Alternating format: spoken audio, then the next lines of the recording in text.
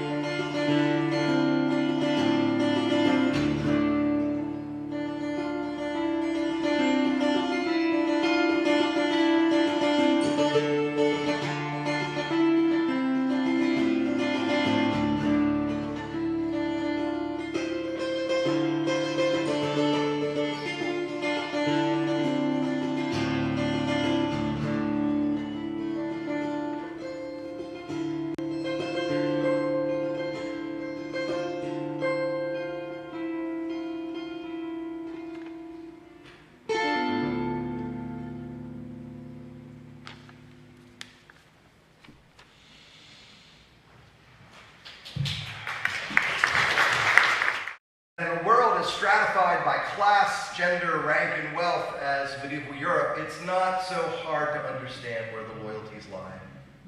Whose values will be affirmed, whose worth will be championed, and whose denied. And yet, medieval romances like King Arthur are more complicated than they seem. They call us to examine what is a hero, and at what cost comes hero worship. These tales call us to critique the social contract of their time and ours. They remind us it's wise to question every story and legend, hero, and value system that we inherit. Because this is all part of a morally mature quest to live an examined life. So the questions that I was asked to investigate by Ted: is chivalry dead? And what, if anything, does chivalry mean in the Me Too age? Fabulous. Let's turn to the author of our reading, Sir Thomas Malory. Le Morte d'Arthur. He was born in Warwickshire, England in 1416. By 1441, Malory was a landowner and a knight. He defended Warwickshire in the War of the Roses, which began in 1455. And during this English Civil War, which was between the houses of Lancaster and York, Malory gets arrested and pardoned time and time again. He's charged variously with rape, murder, theft, and adultery. But Malory always escapes. He's declared innocent or set free. You see, scholars agree that most charges against him were groundless. He was always a political prisoner, it is believed. And though often his imprisonment was at the estate of another lord where he was a cherished guest, Malory writes Le Morte d'Arthur while in London's Newgate prison in 1470. And he dies a year later. That War of the Roses, it goes on until 1485. So in the midst of this long conflict, Malory felt compelled to offer these cautionary tales about chivalry. The word chivalry comes from the French word chevalier, or horseman. The knights of these royal courts rode glorious horses, so the term chivalry emerged to describe them and their world. Developed between 1000 and 1100, the chivalric code initially was composed to keep the behavior of knights in check. You see, 900 years ago, there were no police forces. Only the wealthy had access to legal proceedings. And indeed, the word court that we use for a place of legal judgment comes from these times, because one went to the court, the place where the king or queen sat in power, in order to get our grievances redressed. So imagine it's 900 years ago, and bands of armed men roam our streets, looking for adventure, glory, or frankly, whatever they want. Few could stop them. And so this is believed to be why this code emerges. The aristocracy had intuited that their authority would be threatened if the peasantry were constantly preyed upon by armed knights. So this elaborate system of honor is composed with the hope that knights will hold themselves and one another accountable for using their power in restrained, justifiable ways. The chivalric code commands loyalty to the king and queen, and it also describes how one was expected to fight fairly and bravely in battle. Chivalry also proclaimed piety, suggesting even the most powerful, well-armed, battle-worn knights display meekness before God. And chivalry also upholds scriptural lessons to be kind to the elderly and the sick and the poor and the widow and women in general. But considering how much of the chivalric code explains how a knight was expected to treat women, one might suggest that there was a need to at least talk about women for how they were treating women. Medieval knights were heavily armed and prone to violence. So the chivalric code can be seen as a public relations campaign to encourage common people to accept their dominance. Knights who did not live up to the code could be dishonored, so the story goes, and chivalry was supposed to define how that honor was measured and meted out. Historian Livia Gershon writes, medieval romances, like our King Arthur tale, were written expressly for young noblemen who were being trained for knighthood, presenting them as pious, generous, and merciful. This attempt to temper the violence for which young knights were being trained proved rather difficult because it was for acts of violence that they were rewarded and given fame and fortune. There was very little reason to expect knights to be kind and courteous. And tellingly, most medieval tales of chivalry were written not by knights, but by poets and clergymen. This is something that makes Malory's Le Morte d'Arthur different and special because Malory was a knight. And he lived these tales like no one else who wrote them. And he has an important few messages for us. But first, back to our question. Let's be clear, there was no medieval Me Too movement. Except for the nobility, women were seen as property at best in much of medieval Europe. I'm sure they had their share of Harvey Weinsteins and Jeffrey Epsteins and the others who are known to prey on women using their power. Some feminist critics claim there is liberation lurking in these tales where queens seek the intimacy they need from someone other than the husbands that they were forced to marry. But with all of chivalry's claims to defend women, there is another truth. One will find few women in these tales who are not royalty. Indeed, the only women worthy of courtly love in the chivalric code are queens and princesses. Peasant and servant women were not explicitly protected by the code. And a man could only be ennobled in this world by loving a woman of equal or higher station. No wonder a vibrant princess culture remains popular among our young people because princesses get special treatment. Strict gender expectations, fashioned over the centuries, need to be criticized and examined. This is one reason we look at these tales. The chivalric code aims to set the nobility apart, to emphasize and enforce class and rank distinctions. Chivalry cultivated and rewarded violence, the seizing of what one wanted, albeit in the name of Christ and King. And the seizing of included lands and treasure and human beings. The chivalric code was a deliberate wedge driven between rich and poor, between the powerful and the powerless. Consider for a moment Lancelot's testimony in our reading. He cites the chivalric code to justify his adultery and gather forces to oppose his king.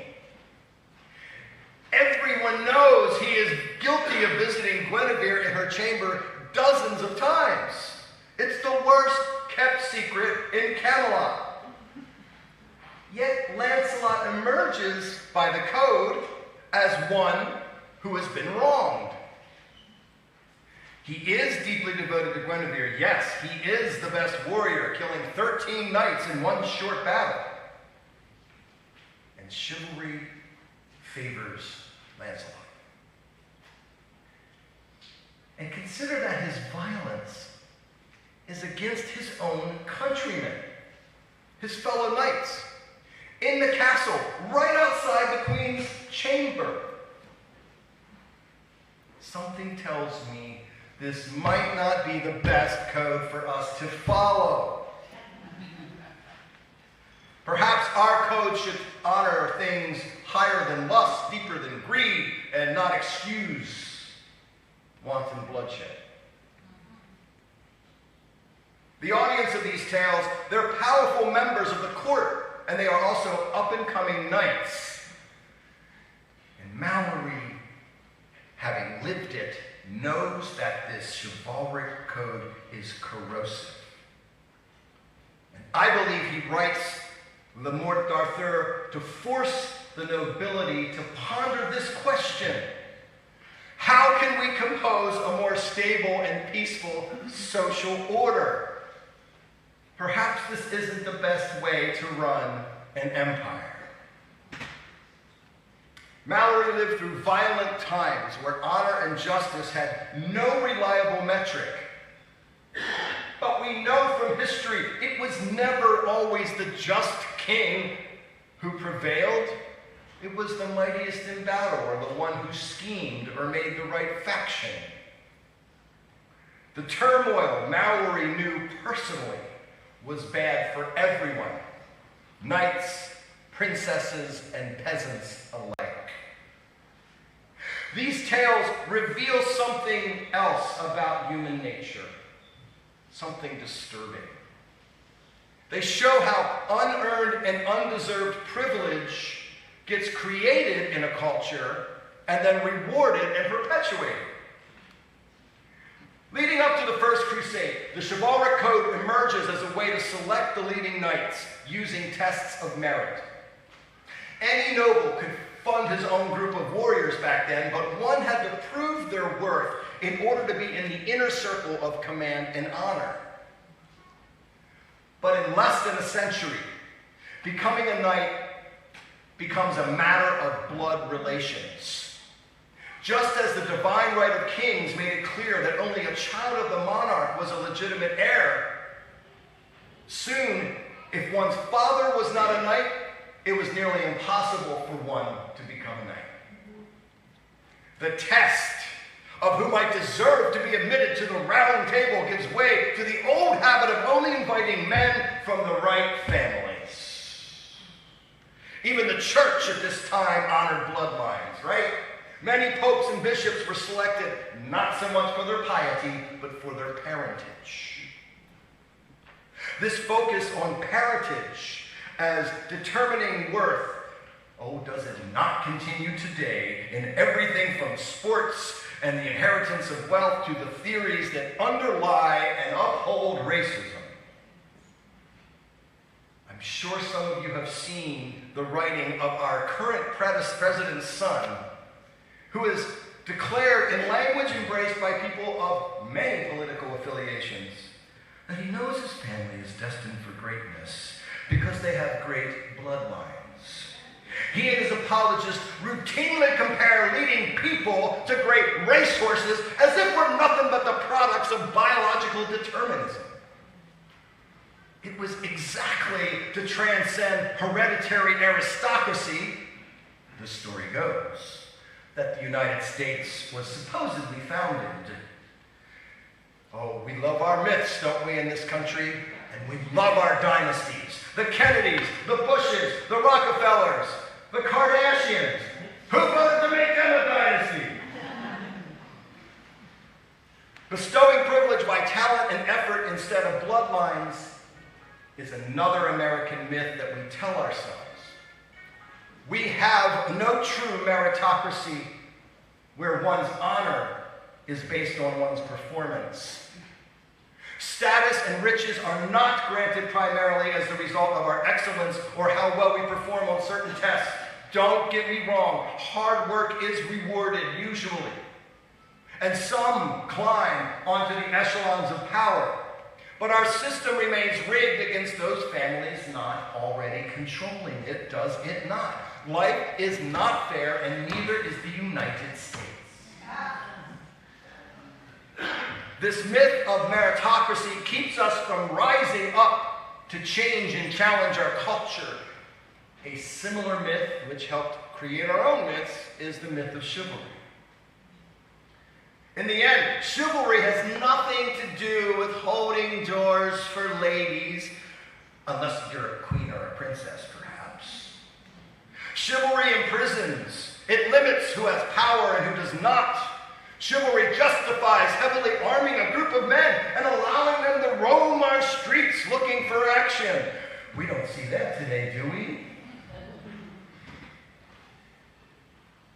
Chivalry even permitted some to commit acts of wanton violence with impunity, so long as it wasn't violence that would offend the king or the governor. Briefly a tool of egalitarianism, chivalry quickly gave license to rape, theft, and murder, and it became a barrier to climbing the social ladder. Yet, every gathering of human beings has codes of behavior we're supposed to follow, right? So it's our holy duty to ask, what rules govern how we act? Who created the rules? Whom do those rules keep in power at all costs? Who gets left out, victimized, or preyed upon as a result of those rules? We are morally bound to ask and answer those questions and provide remedy. We are called to examine how we live, to determine the impact of living this way, to imagine how we might live in ways that compose greater compassion, protection, and justice. Sir Thomas Malory also warns us to be careful of our allegiances, mindful of the factions that we join. Due to blind allegiance to the chivalric code and the factions that arise from it, by the end of Le Morte d'Arthur, only 2 knights remain alive. Out of dozens and dozens and dozens, 2. And Lancelot, one of the remaining 2, relinquishes his arms and he becomes a monk. So in the end, the code that upholds the world is shown to be homicidal. It destroys the very people who embody it. Thomas Malory knew this. That was the lesson he was trying to teach us, and we got it backwards. Got it backwards, y'all. These stories show that we embrace twisted notions of heroism. Lancelot is no hero, cavorting with the queen, the wife of his king, killing nearly everyone he claims to love. His supposed honor comes from this love of a married woman, and because he can kill at will. And I don't think that's the world that we want to live in. Instead, siblings, let us live and examine life, investigating the rules by which we live, and see how those rules kill or oppress or uplift. Yes, Ted, chivalry is dead, and I think that's a good thing. Some might disagree. So let us together compose a better code, one that builds a more just world, one that truly uplifts and defends the poor, the widow, the old, the orphan, the non-white, the gender non-conforming, a code that acknowledges that few, if any, should ever be declared hero, a code that claims few, if any, deserves our worship, especially if they're a human being. Let us together compose codes of behavior that bring and nurture compassion and diversity and the thriving of everyone. Let us examine the impact of our codes of honor and expectation, and let us break wide open the admission to the table of honor for all people, no matter their identity, and celebrate their might and their gifts and learn from their uniqueness. It is my prayer that we bring that world into being, and sooner rather than later.